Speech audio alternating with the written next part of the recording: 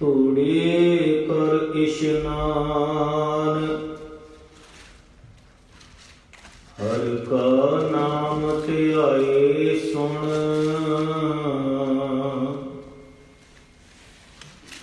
ਸਭਨਾ ਨੋ ਕਰ ਦਾਨ, ਜਨਮ ਕਰਮ ਮਲ ਉਤਰੈ, ਮਨ ਤੇ ਜਾਇ ਗੁਮਾਨ, ਕਾਮ ਕ੍ਰੋਧ ਨ ਮੋਹੀਐ, ਬਿਨਸੈ ਲੋਭ ਸੁਆਨ, ਸਚੈ ਮਾਰਗ ਚਲਦਿਆਂ ਉਸਤਤ ਕਰੇ ਜਹਾਨ, 68 ਤੀਰਥ ਸਗਲ ਪੁਨ, ਜੀ ਦਇਆ ਪਰਵਾਨ, ਜਿਸਨੋ ਦੇਵੈ ਦਇਆ ਕਰ, ਸੋਏ ਪੁਰਖ ਸੁਜਾਨ, ਜਿਨਾ ਮਿਲਿਆ ਪ੍ਰਭ ਆਪਣਾ, ਨਾਨਕ ਤਿਨ ਕੁਰਬਾਨ,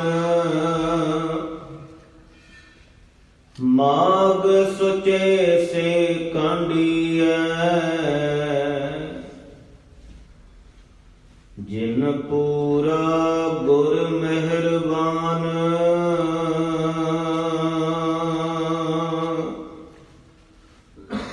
ਮਾਗ ਸੁਚੇ ਸੇ ਕਾਂਡੀਐ,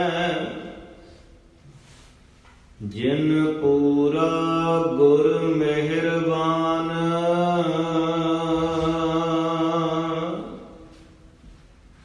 ਪਰਮ ਸਤਿਕਾਰਯੋਗ ਜੁਗੋ ਜੁਗ ਅਟਲ ਚਵਰ ਛਤਰ ਤਖਤ ਦੇ ਮਾਲਕ, ਧੰਨ ਧੰਨ ਧੰਨ ਸਾਹਿਬ ਸ੍ਰੀ ਗੁਰੂ ਗ੍ਰੰਥ ਸਾਹਿਬ ਸੱਚੇ ਪਾਤਸ਼ਾਹ ਮਹਾਰਾਜ ਜੀ ਦੀ ਪਾਵਨ ਪਵਿੱਤਰ ਤੇ ਨਿੱਘੀ ਗੋਦ ਵਿੱਚ ਸਸ਼ੁੱਧ ਗੁਰੂ ਰੂਪ ਗੁਰੂ ਖਾਲਸਾ ਸਾਧ ਸੰਗਤ ਜੀ, ਆਪਾਂ ਸਾਰੇ ਭਾਗਾਂ ਵਾਲੀ ਹਾਂ ਜਿਨ੍ਹਾਂ ਨੂੰ ਸਤਿਗੁਰਾਂ ਨੇ ਮਾਘੀ ਦੇ ਦਿਹਾੜੇ ਨੂੰ ਮੁੱਖ ਰੱਖਦਿਆਂ ਹੋਇਆਂ ਆਪਣੀ ਗੋਦ ਵਿੱਚ ਬੈਠਣ ਦਾ ਸ਼ੁਭ ਅਵਸਰ ਪ੍ਰਦਾਨ ਕੀਤਾ। ਸਤਿਗੁਰਾਂ ਦੇ ਨਜ਼ਰੋਂ ਕਰਮ ਹੈ ਅੱਜ ਮਾਘ ਦੇ ਮਹੀਨੇ ਦੀ ਆਰੰਭਤਾ ਹੋਈ ਹੈ ਔਰ ਮਾਘ ਦੇ ਪੁਰਾਤਨ ਸਮੇਂ ਤੋਂ ਹੀ ਬੜੀ ਮਾਨਤਾ ਚੱਲੀ ਆਉਂਦੀ ਹੈ,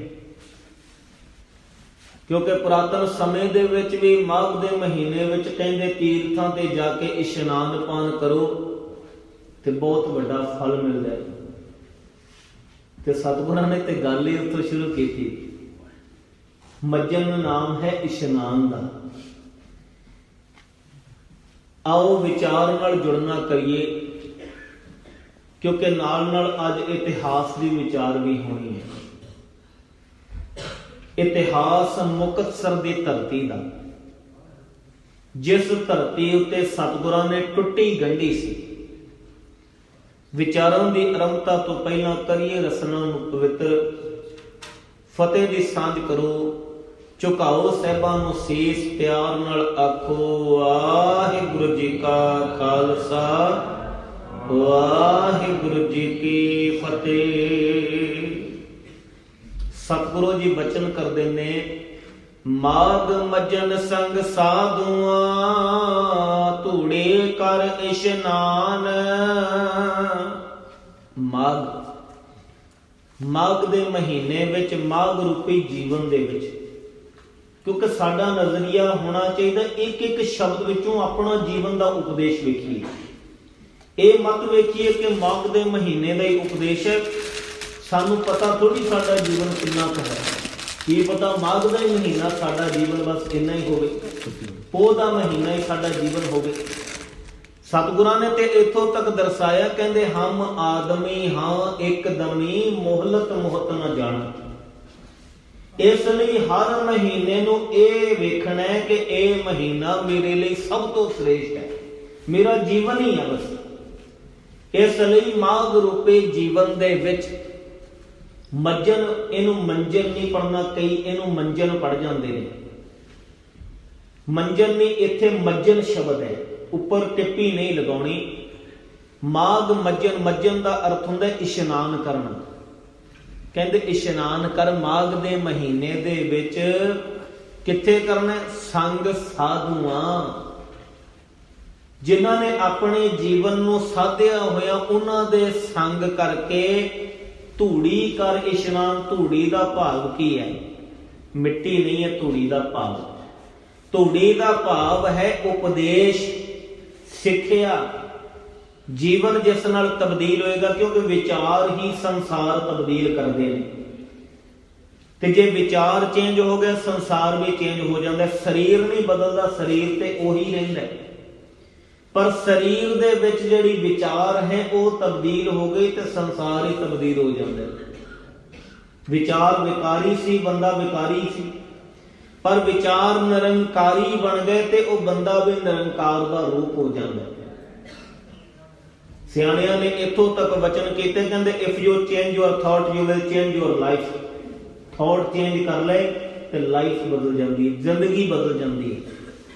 माघ मज्जन संग साधुआं तोड़े कर इशनान। कहते गुरमुखां दे उपदेश, ते गुरमुख कौन ने? साडे लिए गुरु ग्रंथ साहिब विच बैठे जिन्ने भी महापुरख ने, जिन्हां दी बाणी गुरु ग्रंथ साहिब विच दर्ज है, उन्हां दी संग कर, उन्हां दा उपदेश अपने जीवन विच ग्रहण कर। चाहे इत्थे कोई रागी कीर्तन करदा है, चाहे कथावाचक कथा करदा है, चाहे ढाडी प्रचार करदा है, चाहे कविश्री कीती जांदी है, चाहे कवि दरबार राही कविता पेश कीती जांदी है, पर सारियां दा आधार ये बाणी है। बाणी विच 35 महापुरखां दे बचन ने। कहंदे उन्हां 35 दा संग कर लै, उन्हां दा उपदेश अपने जीवन विच धारण कर लै। धूड़ी कर इशनान। हुण किवें होवेगा इशनान धूड़ी दे विच? सतगुरु जी अगे इस रमज नूं खोलदे ने। हर का नाम त्याए सुण, सबना नो कर दान। कहंदे रब दे नाम नूं ध्याउणा भी कर, ते कल्ला ध्याउण तक सीमित नहीं रहना, सुनना भी है। सुन, सिमरन करते समय आप भी सुनना सिमरन, क्योंकि अपने लिए कर रहे हैं, मन नूं सुनाउणा। ते जे मन ही दौड़िया रहा तो सिमरन कित्थे होएगा? सबना नो कर दान।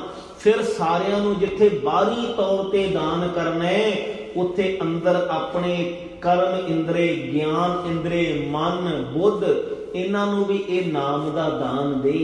इन्हां नूं भी इस पासे वल प्रेर। जदों सारे एक जगह ते कंसंट्रेट हो गए, फिर जीवन विच तब्दीली आएगी।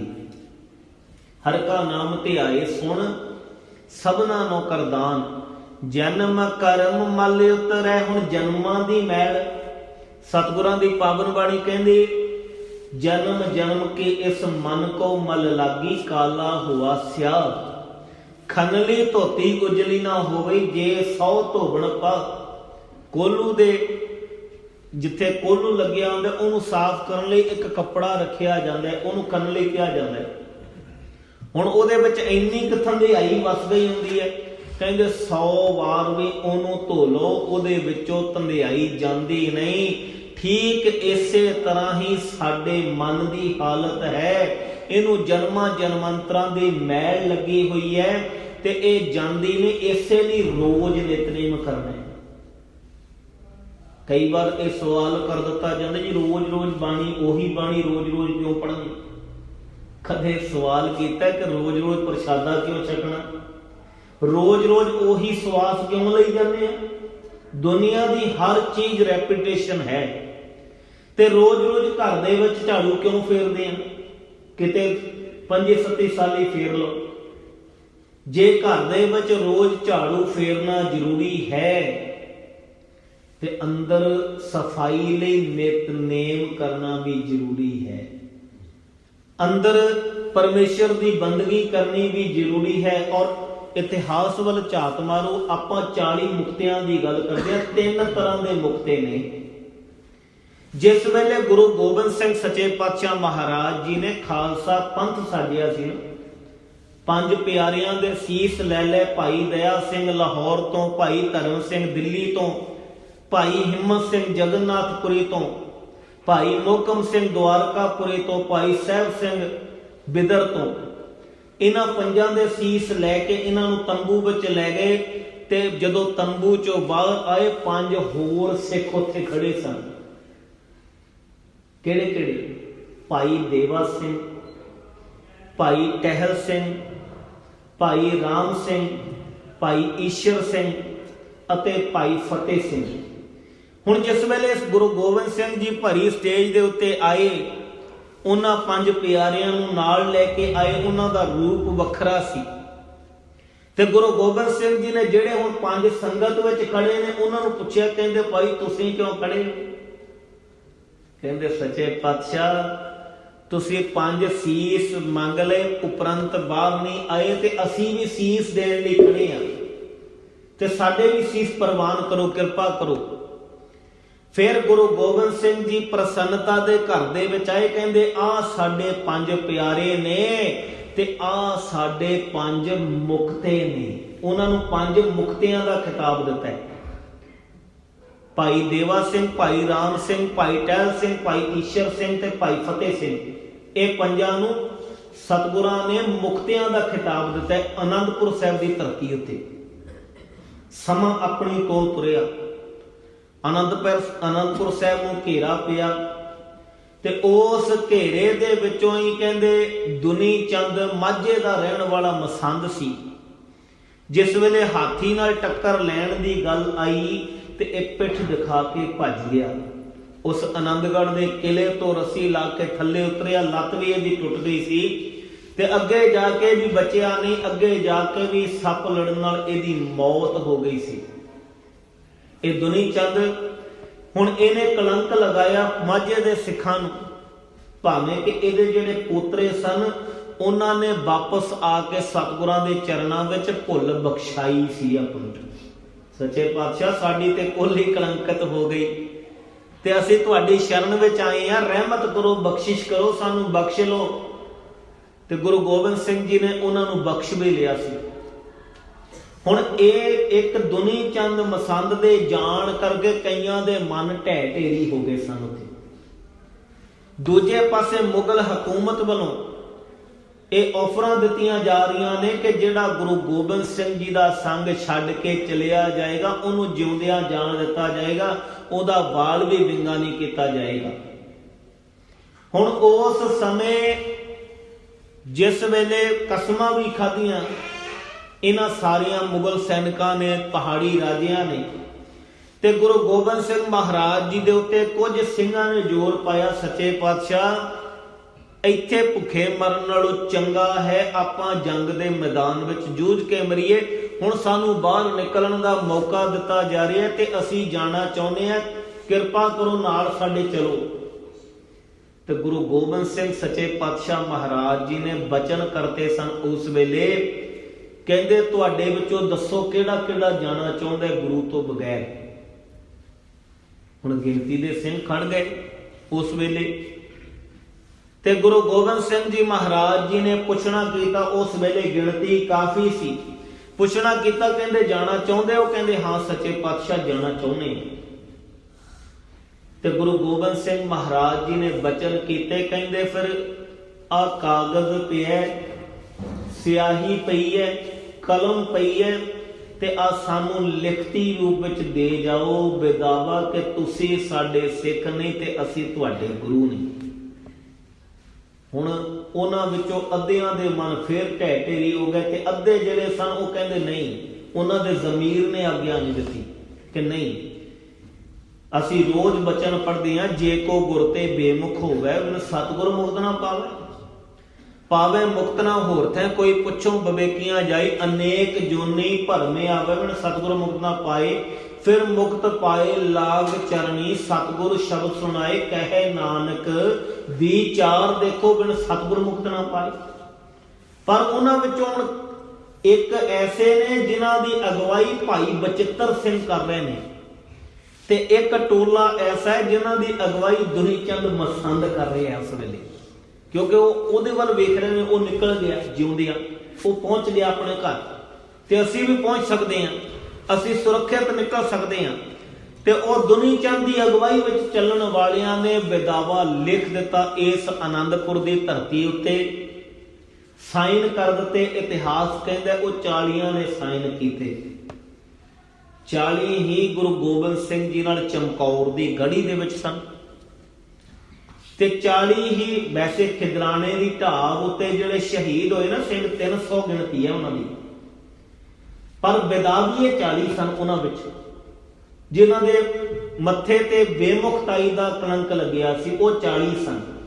ਇਸ ਲਈ ਉੱਥੇ 40 ਨੂੰ ਯਾਦ ਕੀਤਾ ਜਾਂਦਾ, ਪੰਜਾਂ ਪਿਆਰਿਆਂ, ਚੌਹਾਂ ਸਾਹਿਬਜ਼ਾਦਿਆਂ, 40 ਮੁਕਤਿਆਂ, ਉਹਨਾਂ 40 ਨੂੰ ਯਾਦ ਕੀਤਾ ਜਾਂਦਾ, ਕਿਉਂਕਿ ਜਿਹੜੇ ਸਤਿਗੁਰਾਂ ਦੇ ਨਾਲ ਮਲਵਈ ਸਿੱਖ ਸਨ ਉਹ ਤੇ ਹਿੱਕਾਂ ਤਾਣ ਕੇ ਉਸ ਵਜ਼ੀਰ ਖਾਂ ਦੀ ਫੌਜ ਨਾਲ ਲੜੇ, ਜੂਝੇ, ਕੁਰਬਾਨੀਆਂ ਦਿੱਤੀਆਂ, ਪਰ ਇਹਨਾਂ ਦੇ ਮਸਤਕ ਉੱਤੇ ਉਸ ਵੇਲੇ ਕਲੰਕ ਲੱਗਿਆ ਹੋਇਆ ਸੀ, ਉਹਨੂੰ ਧੋਣ ਲਈ ਇਹਨਾਂ ਨੇ ਕੁਰਬਾਨੀਆਂ ਕੀਤੀਆਂ। ਹੁਣ ਗੁਰੂ ਗੋਬਿੰਦ ਸਿੰਘ ਮਹਾਰਾਜ ਜੀ ਨੂੰ ਵਿਦਾਵਾ ਲਿਖ ਕੇ ਇਹ ਆਨੰਦਪੁਰ ਸ਼ਹਿਰ ਵਿੱਚੋਂ ਨਿਕਲ ਗਏ, ਤੇ ਮੁਗਲ ਫੌਜ ਪਹਾੜੀ ਰਾਜੇ ਵੇਖ ਰਹੇ ਨੇ ਕਿ ਹੌਲੀ ਹੌਲੀ ਆਪਾਂ ਨੇ ਇਸ ਆਨੰਦ ਦੀ ਪੁਰੀ ਵਿੱਚੋਂ ਸਿੰਘਾਂ ਨੂੰ ਇਦਾਂ ਹੀ ਕੱਢ ਦੇਣਾ ਹੌਲੀ ਹੌਲੀ, ਤੇ ਗੁਰੂ ਗੋਬਿੰਦ ਸਿੰਘ ਕੱਲਾ ਰਹਿ ਜਾਏਗਾ।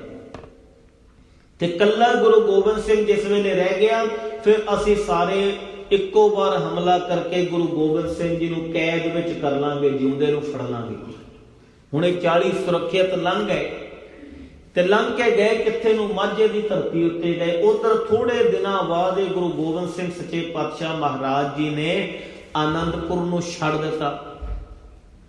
ਫਿਰ ਆਪਾਂ ਨੇ ਇਤਿਹਾਸ ਸਾਰਾ ਸਰਵਣ ਕੀਤਾ, ਕਿਵੇਂ ਸਰਸਾ, ਫਿਰ ਚਮਕੌਰ ਤੋਂ ਮਾਛੀਵਾੜੇ ਗਏ, ਰਸਤੇ ਵਿੱਚ ਬਹਿਲੋਲਪੁਰ ਨਗਰ ਪੈਂਦਾ ਇੱਕ, ਕਿਉਂਕਿ ਝਾੜ ਸਾਹਿਬ ਸਥਾਨ ਉੱਤੇ ਰੁਕੇ, ਜੰਡਸਰ ਸਥਾਨ ਦੇ ਉੱਤੇ ਰੁਕੇ, ਉਸ ਤੋਂ ਬਾਅਦ ਅੱਗੇ ਬਹਿਲੋਲਪੁਰ ਨਗਰ ਦੇ ਵਿੱਚ ਰੁਕੇ। ਇੱਥੇ ਇੱਕ ਪੂਰਨ ਚੰਦ ਮਸੰਦ ਰਹਿੰਦਾ ਸੀ।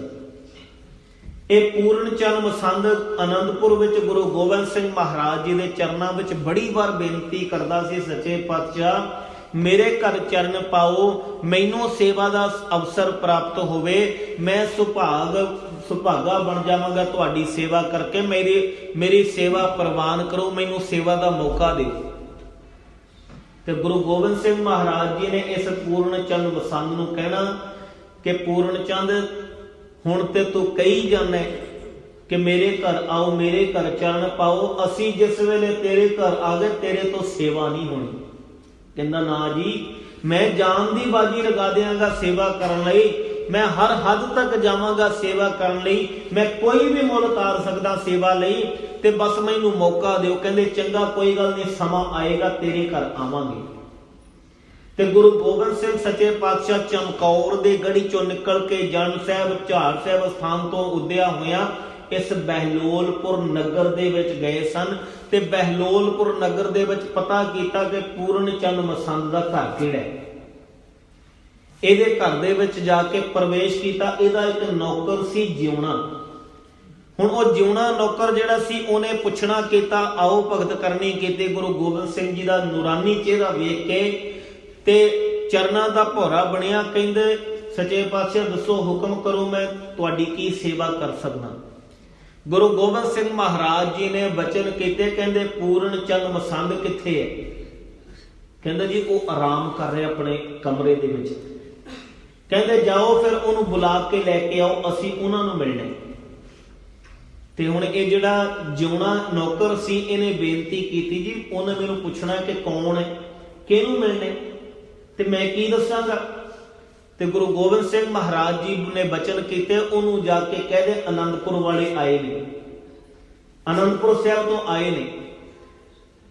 ਤੇ ਉਹਨੇ ਫਿਰ ਅਰਜ਼ੋਈ ਕੀਤੀ, ਕਹਿੰਦੇ ਜੀ ਇਹ ਆਨੰਦਪੁਰ ਸਾਹਿਬ ਮੇਰੇ ਲਈ ਪਹਿਚਾਣ ਨਹੀਂ ਹੈ। ਉਹਨੇ ਫਿਰ ਮੈਨੂੰ ਪੁੱਛਣਾ ਕਿ ਤੂੰ ਨਾਮ ਤੇ ਪੁੱਛ ਕੇ ਆਉਂਦਾ ਘੱਟੋ ਘੱਟ, ਤੇ ਮੈਂ ਕੀ ਦੱਸਾਂਗਾ ਕਿ ਕਿਹਨਾਂ ਨੂੰ ਬਿਠਾ ਕੇ ਆਇਆ। ਤੇ ਫਿਰ ਗੁਰੂ ਗੋਬਿੰਦ ਸਿੰਘ ਮਹਾਰਾਜ ਜੀ ਨੇ ਬਚਨ ਕੀਤੇ ਇਸ ਜਿਉਣੇ ਨੂੰ, ਕਹਿੰਦੇ ਜਾ ਕੇ ਕਹਿ ਦੇ ਗੁਰੂ ਗੋਬਿੰਦ ਸਿੰਘ ਆਨੰਦਪੁਰ ਵਾਲੇ ਆਏ ਨੇ। ਜਦੋਂ ਨਾਮ ਗੁਰੂ ਗੋਬਿੰਦ ਸਿੰਘ ਸੱਚੇ ਪਾਤਸ਼ਾਹ ਜੀ ਦਾ ਸੁਣਿਆ, ਇਸ ਜਿਉਣੇ ਨੌਕਰ ਨੇ ਚਰਨ ਫੜ ਲਏ, ਨਮਸਕਾਰਾਂ ਕੀਤੀਆਂ, ਬੜੀ ਆਓ ਭਗਤ ਕਰਨੀ ਕੀਤੀ, ਸੋਹਣਾ ਆਸਣ ਵਿਛਾ ਦਿੱਤਾ। ਸਤਿਗੁਰੂ ਜੀ ਉਹਦੇ ਤੇ ਵਿਰਾਜਮਾਨ ਹੋ ਗਏ। ਸਤਿਗੁਰਾਂ ਦਾ ਜਿਹੜਾ ਚੋਲਾ ਸੀ ਉਹ ਲੀਰੋ ਲੀਰ ਹੋਇਆ ਪਿਆ, ਪੈਰਾਂ ਵਿੱਚ ਕੰਡੇ ਨੇ, ਹੱਥ ਵਿੱਚ ਕਿਰਪਾਨ ਫੜੀ ਹੋਈ ਹੈ ਸਤਿਗੁਰਾਂ ਨੇ, ਚਿਹਰੇ ਤੇ ਜਲਾਲ ਵੱਖਰਾ। ਤੇ ਇਹ ਪੂਰਨ ਚੰਦ ਮਸੰਦ ਦਾ ਨੌਕਰ ਜਾ ਕੇ ਇਹਨੇ ਕੁੰਡਾ ਖੜਕਾਉਣਾ ਕੀਤਾ ਕਮਰੇ ਦਾ। ਅੰਦਰੋਂ ਆਵਾਜ਼ ਆਈ, ਕੀ ਗੱਲ ਹੈ? ਕਹਿੰਦਾ ਜੀ ਜਿਨ੍ਹਾਂ ਦੇ ਤੁਸੀਂ ਸੇਵਕ ਹੋ, ਜਿਨ੍ਹਾਂ ਦੇ ਤੁਸੀਂ ਸਿੱਖ ਹੋ, ਜਿਨ੍ਹਾਂ ਦੇ ਦਿੱਤਾ ਤੁਸੀਂ ਖਾਂਦੇ ਹੋ, ਜਿਨ੍ਹਾਂ ਦੇ ਦਰ ਦੀ ਮਹਿਮਾ ਗਾਉਂਦੇ ਰਹੇ ਹੋ, ਉਹ ਗੁਰੂ ਗੋਬਿੰਦ ਸਿੰਘ ਆਨੰਦਪੁਰ ਦੇ ਵਾਸੀ ਆਪਣੇ ਦੁਆਰ ਤੇ ਆਏ ਨੇ, ਆਪਣੇ ਘਰ ਆਏ ਨੇ ਤੁਹਾਨੂੰ ਮਿਲਣ ਲਈ। ਹੁਣ ਪੂਰਨ ਚੰਦ ਮਸੰਦ ਸਰਕਾਰ ਦੇ ਵੱਲੋਂ ਅਨਾਉਂਸਮੈਂਟਾਂ ਸੁਣ ਚੁੱਕੇ ਹੈ ਕਿ ਗੁਰੂ ਗੋਬਿੰਦ ਸਿੰਘ ਮੁਗਲ ਹਕੂਮਤ ਦਾ ਬਾਗੀ ਹੈ, ਜਿਹੜਾ ਉਹਦੀ ਮਦਦ ਕਰੇਗਾ ਉਹਨੂੰ ਪਰਿਵਾਰ ਸਮੇਤ ਮਾਰ ਦਿੱਤਾ ਜਾਏਗਾ, ਸਜ਼ਾਵਾਂ ਦਿੱਤੀਆਂ ਜਾਣਗੀਆਂ।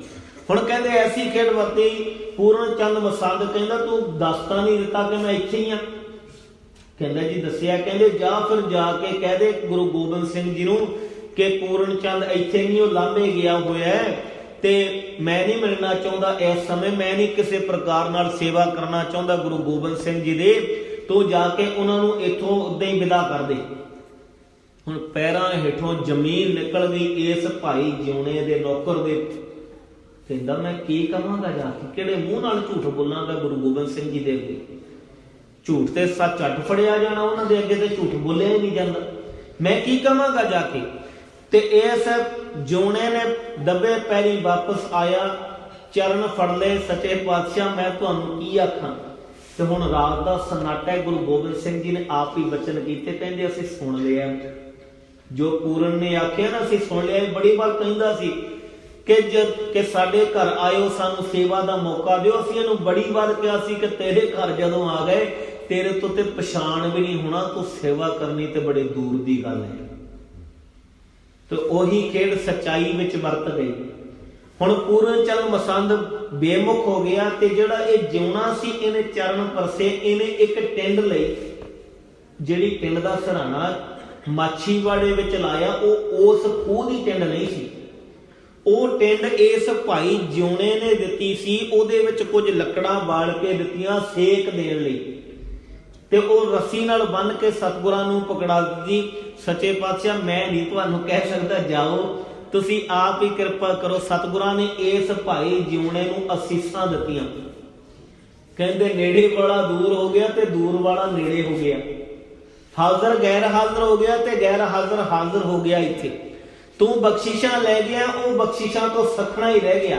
ਤੇਰੀ ਝੋਲੀ ਵਿੱਚ ਸਦਾ ਬਰਕਤਾਂ ਰਹਿਣਗੀਆਂ ਜਿਉਣਿਆ, ਤੂੰ ਜਿਉਣ ਜੋਗਾ ਬਣ ਗਿਆ, ਤੂੰ ਸੱਚਮੁੱਚ ਜੀਵਨ ਸਫਲਾ ਕਰ ਲਿਆ ਸੇਵਾ ਕਰਕੇ।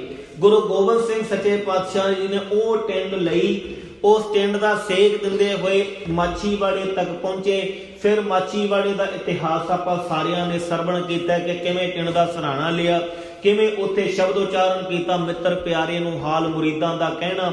ਫਿਰ ਇੱਥੇ ਹੀ ਗਨੀ ਖਾਂ ਨਵੀ ਖਾਂ ਦੀ ਸੇਵਾ ਦਿੱਤੀ। ਇੱਥੋਂ ਸਤਿਗੁਰੂ ਜੀ ਅੱਗੇ ਚੱਲੇ, ਚਲਦਿਆਂ ਚਲਦਿਆਂ ਆਲਮਗੀਰ ਤੋਂ ਹੁੰਦਿਆਂ ਹੋਇਆ, ਲੰਮੇ ਜਟਪੁਰੇ ਤੋਂ ਹੁੰਦਿਆਂ ਹੋਇਆ ਸਤਿਗੁਰੂ ਜੀ ਰਾਏ ਕਲਾਂ ਕੋਲੇ ਪਹੁੰਚੇ। ਰਾਏ ਕਲਾਂ ਤੋਂ ਫਿਰ ਅੱਗੇ ਚਲਦਿਆਂ ਚਲਦਿਆਂ ਕਪੂਰੇ ਕੋਲ ਪਹੁੰਚੇ। ਇਹ ਕਪੂਰੇ ਕੋਲੇ ਇੱਕ ਕਿਲਾ ਸੀ, ਜਿਸ ਕਰਕੇ ਕੋਟ ਕਪੂਰਾ ਕਿਹਾ ਜਾਂਦਾ ਹੈ।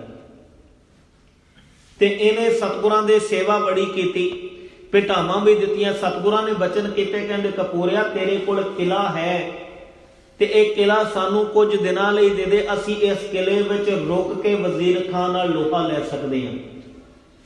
ਹੁਣ ਜਗੀਰਦਾਰ ਸੀ, ਚੌਧਰੀ ਸੀ, ਮੁਖੀ ਸੀ, ਤੇ ਇਹਨੂੰ ਆਪਣੀ ਜਗੀਰ ਖੁੱਸ ਜਾਣ ਦਾ ਡਰ ਪੈ ਗਿਆ, ਟਾਲ ਮਟੋਲ ਕਰਨ ਲੱਗ ਪਿਆ। ਗੁਰੂ ਗੋਬਿੰਦ ਸਿੰਘ ਜੀ ਅੱਗੇ ਚੱਲ ਪਏ।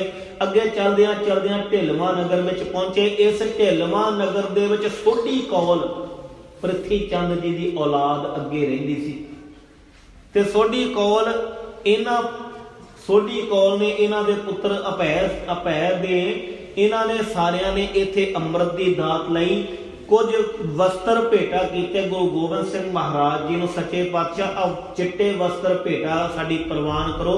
ਸਤਿਗੁਰਾਂ ਨੇ ਇੱਥੇ ਢਿਲਵੀ ਨਗਰ ਦੇ ਵਿੱਚ ਆਪਣਾ ਜਿਹੜਾ ਨੀਲਾ ਬਾਣਾ ਸੀ ਉੱਚ ਦੇ ਪੀਰ ਵਾਲਾ, ਉਹ ਬਾਣਾ ਉਤਾਰਿਆ। ਉਹ ਬਾਣਾ ਉਤਾਰ ਕੇ ਚਿੱਟੇ ਵਸਤਰ ਪਹਿਨਣੇ ਕੀਤੇ ਤੇ ਨੇੜੇ ਅੱਗ ਬਲ ਰਹੀ ਸੀ। ਗੁਰੂ ਗੋਬਿੰਦ ਸਿੰਘ ਸੱਚੇ ਪਾਤਸ਼ਾਹ ਮਹਾਰਾਜ ਜੀ ਨੇ ਉਸ ਬਾਣੇ ਦੇ ਲੀਰਾ ਕਰ ਕਰਕੇ ਉਸ ਅੱਗ ਵਿੱਚ ਅਗਨ ਭੇਟ ਕਰ ਦਿੱਤੀਆਂ ਤਾਂ ਜੋ ਸਾਡੀ ਨਿਸ਼ਾਨੀ ਨਾ ਪਿੱਛੇ ਰਵੇ। ਉਹਦੇ ਵਿੱਚੋਂ ਇੱਕ ਲੀਰ ਬਾਹਰ ਚਲੇ ਗਈ ਹਵਾ ਦੇ ਰੁਖ ਕਰਕੇ ਤੇ ਉਹ ਲੀਰ ਜਿਹੜੀ ਬਾਹਰ ਗਈ, ਭਾਈ ਮਾਨ ਸਿੰਘ ਨੇ ਉਹ ਲੀਰ ਚੁੱਕ ਕੇ ਨਿਸ਼ਾਨੀ ਵਜੋਂ ਆਪਣੀ ਦਸਤਾਰ ਦੇ ਵਿੱਚ ਸਜਾ ਲਈ। ਜਿੱਥੋਂ ਫਰਰਾ ਚੱਲਿਆ, ਜਿਹੜੇ ਨਿਹੰਗ ਸਿੰਘ ਉੱਪਰਲੇ ਪਾਸੇ ਥੋੜਾ ਜਿਹਾ ਫਰਰਾ ਛੱਡਦੇ ਨੇ ਨਾ, ਇਹ ਇੱਥੋਂ ਚੱਲਿਆ ਭਾਈ ਮਾਨ ਸਿੰਘ ਨੇ ਪਹਿਲੀ ਵਾਰ ਉੱਪਰਲੇ ਪਾਸੇ ਫਰਰਾ। ਤੇ ਸਤਿਗੁਰਾਂ ਨੇ ਫਿਰ ਇੱਥੇ ਬਖਸ਼ਿਸ਼ਾਂ ਵੀ ਕੀਤੀਆਂ। ਕਹਿੰਦੇ ਲੋਕ ਮੁਗਲ ਹਕੂਮਤ ਨਿਸ਼ਾਨ ਸਾਹਿਬ ਖਤਮ ਕਰਨਾ ਚਾਹੁੰਦੀ ਹੈ, ਇਹ ਨਿਸ਼ਾਨ ਸਾਹਿਬ ਦਾ ਪ੍ਰਤੀਕ ਵੀ ਹੋਇਆ ਕਰੇਗਾ। ਆਪਾਂ ਨਿਸ਼ਾਨ ਸਾਹਿਬ ਦਾ ਜਦੋਂ ਵਸਤਰ ਪਹਿਨਾਉਂਦੇ ਆ ਤੇ ਉੱਪਰਲੇ ਪਾਸੇ ਸਰੂਪਾ ਰੱਖਿਆ ਜਾਂਦਾ, ਬੰਨਿਆ ਜਾਂਦਾ, ਉਹ ਇੱਥੋਂ ਚੱਲਿਆ ਕਿ ਨਿਸ਼ਾਨ ਸਾਹਿਬ ਸਦਾ ਚੜ੍ਹਦੀ ਕਲਾ ਵਿੱਚ ਰਹਿਣਗੇ। ਹਰ ਸੀਸ ਉੱਤੇ ਹੀ ਸਤਿਗੁਰਾਂ ਨੇ ਨਿਸ਼ਾਨ ਸਾਹਿਬ ਚਲਾ ਦਿੱਤਾ। ਫਿਰ ਇੱਥੋਂ ਚੱਲੇ। ਇੱਥੇ ਕਪੂਰੇ ਨੇ ਆਣ ਕੇ ਭੁੱਲ ਬਖਸ਼ਾਈ, ਪਰਿਵਾਰ ਸਮੇਤ ਸਤਿਗੁਰਾਂ ਕੋਲੋਂ ਅੰਮ੍ਰਿਤ ਦੀ ਦਾਤ ਲਈ ਤੇ ਸਤਿਗੁਰਾਂ ਨੇ ਹੁਣ ਵਾਪਸ ਜਾਣ ਦਾ ਨਹੀਂ ਸੋਚਿਆ। ਕਹਿੰਦੇ ਨਹੀਂ, ਹੁਣ ਅੱਗੇ ਨੂੰ ਜਾਣੇ। ਪਤਾ ਲੱਗੇ ਕਿ ਪਿਛਲੇ ਪਾਸੇ ਵਜ਼ੀਰ ਖਾਨ ਬਹੁਤ ਵੱਡੀ ਫੌਜ ਲੈ ਕੇ ਆ ਰਹੇ ਤੇ ਸਤਿਗੁਰਾਂ ਨੇ ਇਸ ਢਿਲਵਾਂ ਨਗਰ ਤੋਂ ਅੱਗੇ ਨੂੰ ਚਾਲੇ ਪੱਦ ਤੇ ਕਾਫੀ ਨਗਰਾਂ ਵਿੱਚੋਂ ਹੁੰਦਿਆਂ ਹੋਇਆਂ ਸਿੰਘ ਇਕੱਤਰ ਕਰਦਿਆਂ ਹੋਇਆਂ ਸਤਿਗੁਰੂ ਜੀ ਰਾਮੇ ਵਾਲੇ ਨਗਰ 'ਚ ਪਹੁੰਚੇ। ਦੂਜੇ ਪਾਸੇ ਜਿਹੜੇ ਸਿੰਘ ਬੇਦਾਵਾ ਲਿਖ ਕੇ ਦੇ ਕੇ ਗਏ ਸਨ, ਇਹ ਭਾਈ ਮਹਾ ਸਿੰਘ ਇਹਨਾਂ ਦਾ ਆਗੂ ਸੀ, ਜਿਹੜਾ ਕਿ ਸੁਰ ਸਿੰਘ ਨਗਰ ਦਾ ਰਹਿਣ ਵਾਲਾ ਨਟੋਲ ਸੀ, ਬਿਧੀ ਚੰਨੀਆਂ ਦੇ ਨਗਰ ਦਾ ਸੀ। ਤੇ ਹੁਣ ਇਹਨਾਂ ਸਾਰਿਆਂ ਨੂੰ, ਜਿੰਨੇ ਵੀ ਸਿੰਘ ਬੇਦਾਵਾ ਲਿਖ ਕੇ ਦੇ ਕੇ ਗਏ ਸਨ, ਇਹਨਾਂ ਸਾਰਿਆਂ ਨੂੰ ਘਰਾਂ ਦੇ ਵਿੱਚੋਂ ਲਾਹਨਤਾਂ ਪਈਆਂ ਤੇ ਬੇਬੀਆਂ ਨੇ ਇੰਨੀਆਂ ਲਾਹਨਤਾਂ ਪਈਆਂ, ਕਹਿੰਦੀਆਂ ਤੁਸੀਂ ਚੂੜੀਆਂ ਪਾ ਕੇ ਘਰਾਂ 'ਚ ਬਹਿ ਜਾਓ ਤੇ ਆ ਕਿਰਪਾਨਾਂ, ਆ ਹਥਿਆਰ, ਆ ਸ਼ਸਤਰ ਸਾਨੂੰ ਫੜਾਓ, ਅਸੀਂ ਜੰਗ ਦੇ ਮੈਦਾਨ ਵਿੱਚ ਗੁਰੂ ਗੋਬਿੰਦ ਸਿੰਘ ਮਹਾਰਾਜ ਜੀ ਦਾ ਸਾਥ ਦੇਵਾਂਗੇ। ਕਿਉਂਕਿ ਪੂਰੇ ਪੰਜਾਬ ਵਿੱਚ ਖਬਰ ਪਹੁੰਚ ਚੁੱਕੀ ਹੈ, ਗੁਰੂ ਗੋਬਿੰਦ ਸਿੰਘ ਮਹਾਰਾਜ ਜੀ ਦੇ ਚਾਰੇ ਸਾਹਿਬਜ਼ਾਦੇ ਅਤੇ ਮਾਤਾ ਗੁਜਰ ਕੌਰ ਜੀ ਸ਼ਹਾਦਤ ਤੇ ਜਾਮ ਪੀ ਗਏ। ਉਸ ਖਬਰ ਨੇ ਇੰਨਾ ਰੋਹ ਫੈਲਾਇਆ। ਕਹਿੰਦੇ ਆਹ ਵਿਪਤਾ ਦੇ ਸਮੇਂ ਵਿੱਚ, ਸੁੱਖਾਂ ਦੇ ਵਿੱਚ ਤੇ ਤੁਸੀਂ ਸਾਰੇ ਗੁਰੂ ਦੇ ਨੇੜੇ ਲੱਗਦੇ ਸੀ। ਆਮ ਸੁੱਖਾਂ ਦੇ ਵੇਲੇ ਦੁਨੀਆ ਨੇੜੇ ਟੁਕ ਟੁਕ ਬਹਿੰਦੀ, ਪਰਖੇ ਜਾਣ ਸੱਜਣ ਉਸ ਵੇਲੇ ਜਦ ਬਾਜੀ ਪੁੱਠੀ ਪੈਂਦੀ। ਕਹਿੰਦੇ ਹੁਣ ਜਿਹੜਾ ਸਮਾਂ ਸੀ, ਇਹ ਸਮਾਂ ਗੁਰੂ ਦਾ ਸੰਗ ਨਿਭਾਉਂਦਾ ਸੀ ਤੇ ਤੁਸੀਂ ਗੁਰੂ ਤੋਂ ਬੇਮੁਖ ਹੋ ਕੇ ਆ ਗਏ ਹੋ। ਤੁਹਾਨੂੰ ਬਚਨ ਨਹੀਂ ਯਾਦ ਆਏ, ਜੇ ਕੋ ਗੁਰ ਤੇ ਬੇਮੁਖ ਹੋਵੇ ਫਿਰ ਸਤਿਗੁਰ ਮੁਕਤ ਨਾ ਪਾਵੇ। 12ਵਾਂ ਬਾਣੀ ਦੀ ਆਰੰਭਤਾ ਕਿੱਥੋਂ ਦੀ? ਕਿਰਤ ਕਰਮ ਕੇ ਵਿਛੁੜੇ ਕਰ ਕਿਰਪਾ ਮੇਲੋ ਰਾਮ। ਵਿਛੜ ਗਏ ਗੁਰੂ ਤੋਂ, ਆਪਣੀ ਕਿਰਤ ਕਰਕੇ, ਆਪਣੇ ਕਰਮਾਂ ਕਰਕੇ, ਆਪਣੀ ਮਤ ਕਰਕੇ, ਆਪਣ ਭਾਣੇ ਜੋ ਚੱਲੇ ਭਾਈ ਵਿਛੜ ਚੋਟਾਂ ਖਾਵੇ। ਕਹਿੰਦੇ ਵਿਛੋੜੇ ਦਾ ਦੁੱਖ ਉਹਦੇ ਜੀਵਨ ਵਿੱਚ ਆਉਂਦਾ ਜਿਹੜਾ ਗੁਰੂ ਤੋਂ ਬੇਮੁਖ ਹੋ ਜਾਂਦੇ। ਦੱਦਾ ਦੋਸ਼ ਨਾ ਦਿਓ ਕਿਸੇ, ਦੋਸ਼ ਕਰਮਾਂ ਆਪਣਿਆਂ। ਹੁਣ ਕਹਿੰਦੇ ਦੁਨੀ ਚੰਦ ਵੀ ਤੇ ਆਇਆ, ਕਹਿੰਦੇ ਆਇਆ ਤੇ ਮਰ ਵੀ ਤੇ ਗਿਆ, ਮੱਥੇ ਤੇ ਕਲੰਕ ਖੱਟ ਕੇ ਗਿਆ ਤੇ ਤੁਹਾਡੇ ਮੱਥੇ ਤੇ ਵੀ ਸਦਾ ਇਹ ਕਲੰਕ ਲੱਗਿਆ ਰਹੇਗਾ ਜਿਹੜਾ ਦੁਨੀ ਚੰਦ ਨੇ ਖੱਟਿਆ ਮਾਝੇ ਦੇ ਸਿੱਖਾਂ ਦੇ ਵਿੱਚ। ਉਹ ਤੁਸੀਂ ਵੀ ਖੱਟ ਲਓਗੇ ਬੇਮੁਖ ਹੋ ਕੇ ਤੇ ਸਾਡੇ ਸਾਰੀਆਂ ਕੁੱਲਾਂ ਕਲੰਕਿਤ ਹੋ ਜਾਣਗੀਆਂ। ਜਦੋਂ ਲਾਹਨਤਾਂ ਪਈਆਂ ਸਾਰੇ ਨਗਰਾਂ ਦੇ ਵਿੱਚ ਇਹਨਾਂ ਸਿੰਘਾਂ ਨੂੰ, ਤੇ ਇੱਕ ਬੀਬੀ ਭਾਗ ਕੌਰ, ਜਿਹਦਾ ਨਾਮ ਇਤਿਹਾਸ ਵਿੱਚ ਆਪਾਂ ਸਤਿਕਾਰ ਨਾਲ ਮਾਈ ਭਾਗੋ ਕਹਿੰਦੇ ਹਾਂ, ਮਾਤਾ ਭਾਗ ਕੌਰ ਜਿਹੜੀ ਹੈ, ਹੁਣ ਕਹਿੰਦੇ ਇਹ ਝਵਾਲ ਨਗਰ ਦੀ ਰਹਿਣ ਵਾਲੀ ਹੈ। ਝਵਾਲ ਨਗਰ ਦੇ ਵਿੱਚ ਚੌਧਰੀ ਭਾਈ ਲੰਗਾ ਹੋਏ ਨੇ। ਭਾਈ ਲੰਗਾ ਉਹ ਹੋਏ ਨੇ ਜਿਨ੍ਹਾਂ ਦੇ ਘਰ ਦੇ ਵਿੱਚ ਗੁਰੂ ਹਰਗੋਬਿੰਦ ਸਾਹਿਬ ਮਹਾਰਾਜ ਜੀ ਨੇ ਅੰਮ੍ਰਿਤਸਰ ਦੀ ਜੰਗ ਦੇ ਵੇਲੇ ਆਪਣੀ ਧੀ ਬੀਬੀ ਵੀਰੋ ਜੀ ਦੇ ਸ਼ੁਭ ਆਨੰਦ ਕਾਰਜ ਭਾਈ ਧਰਮੇ ਦੇ ਸਪੁੱਤਰ ਭਾਈ ਸਾਧੂ ਨਾਲ ਇਸ ਝਬਾਲ ਨਗਰ ਦੇ ਵਿੱਚ, ਇਹ ਭਾਈ ਲੰਗਾ ਦੇ ਘਰ ਦੇ ਵਿੱਚ ਸ਼ੁਭ ਆਨੰਦ ਕਾਰਜ ਹੋਏ ਸਨ। ਤੇ ਇਸ ਭਾਈ ਲੰਗਾ ਦਾ ਇੱਕ ਭਰਾ ਸੀ ਪੈਰੋ ਸ਼ਾਹ। ਪੈਰੋ ਸ਼ਾਹ ਦੀ ਅੱਗੇ ਧੀ ਹੈ ਮਾਈ ਭਾਗੋ। ਤੇ ਮਾਈ ਭਾਗੋ ਨੇ ਕਿਰਪਾਨ ਮਿਆਨ ਚੋਂ ਧੋ ਲਈ, ਕਹਿੰਦੀ ਮੈਂ ਚੱਲੀ ਆ, ਮੇਰੇ ਨਾਲ ਸਾਰੀਆਂ ਬੀਬੀਆਂ ਤਿਆਰ ਹੋ ਜਾਣ। ਜਦੋਂ ਝੰਜੋੜੇ ਗਏ ਇਹਨਾਂ ਸਾਰੇ ਸਿੰਘਾਂ ਦੇ ਮਨ, ਕਹਿੰਦੇ ਨਹੀਂ ਨਹੀਂ ਅਸੀਂ ਜਾਵਾਂਗੇ, ਜਿਹੜਾ ਬੇਮੁਖਤਾਈ ਦਾ ਕਲੰਕ ਲੱਗਿਆ ਸਾਡੇ ਮਸਤਕ ਉੱਤੇ, ਇਹਨੂੰ ਹੁਣ ਆਪਣਾ ਆਪ ਦੀ ਕੁਰਬਾਨੀ ਦੇ ਕੇ ਧੋ ਕੇ ਆਵਾਂਗੇ।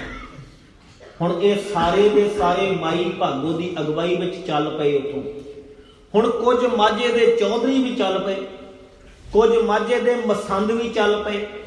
ਉਹਨਾਂ ਨੂੰ ਆਪਣੀ ਚੌਧਰ ਦਾ ਕਿ ਅਸੀਂ ਚੌਧਰ ਝਾੜਾਂਗੇ, ਸਾਡਾ ਮਾਣ ਬਣ ਜਾਏਗਾ, ਕਿਉਂਕਿ ਇਹਨਾਂ ਨੇ ਲੜ ਤੇ ਲੱਗ ਹੀ ਜਾਣੇ। ਉਹਨਾਂ ਨੂੰ ਭਰੋਸਾ ਹੈ ਕਿ ਲੜ ਤੇ ਲੱਗਾ ਹੀ ਲਓ, ਇਹਨਾਂ ਦੀ ਭੁੱਲ ਤੇ ਬਖਸ਼ੀ ਜਾਣੀ। ਪਰ ਅਸੀਂ ਅੱਗੇ ਹੋ ਕੇ ਕਵਾਂਗੇ, ਉਹਨਾਂ ਸਾਰਿਆਂ ਨੂੰ ਭਰੋਸਾ ਦਿੱਤਾ, ਕਹਿੰਦੇ ਅਸੀਂ ਨਾਲ ਚੱਲਦੇ, ਸਾਡੀ ਥੋੜੀ ਬਹੁਤੀ ਸਰਕਾਰੀ ਦਰਬਾਰੇ ਵੀ ਸਾਂਝ ਹੈ, ਤੇ ਅਸੀਂ ਗੁਰੂ ਗੋਬਿੰਦ ਸਿੰਘ ਮਹਾਰਾਜ ਜੀ ਦੀ ਜਿਹੜੇ ਜੰਗ ਯੁੱਧ ਹੋ ਰਹੇ ਨੇ ਸੁਲਹ ਕਰਵਾ ਦੇਵਾਂਗੇ, ਸਰਕਾਰ ਨਾਲ ਲੜਾਈ ਖਤਮ ਕਰਵਾ ਦੇਵਾਂਗੇ। ਤੇ ਚੌਧਰੀਆਂ ਨੂੰ ਨਾਲ ਲੈ ਲਿਆ, ਮਸੰਦਾਂ ਨੂੰ ਵੀ ਨਾਲ ਲੈ ਲਿਆ। ਹਾਲਾਂਕਿ ਉਹ ਸਿਰਫ ਚੌਧਰ ਦੇ ਭੁੱਖੇ ਚੱਲੇ ਨੇ ਨਾਲ, ਉਹਨਾਂ ਦੇ ਅੰਦਰ ਭਾਵਨਾ ਕੋਈ ਨਹੀਂ, ਸਿਰਫ ਬਾਬਾ ਖੱਟਣ ਲਈ ਨਾਲ ਚੱਲ ਪਏ ਕਿ ਇਹਨਾਂ ਨੇ ਤੇ ਜੂਝਣਾ ਹੀ ਹੈ, ਇਹ ਤੇ ਭੁੱਲ ਬਖਸ਼ਾਈ ਜਾਣਗੇ।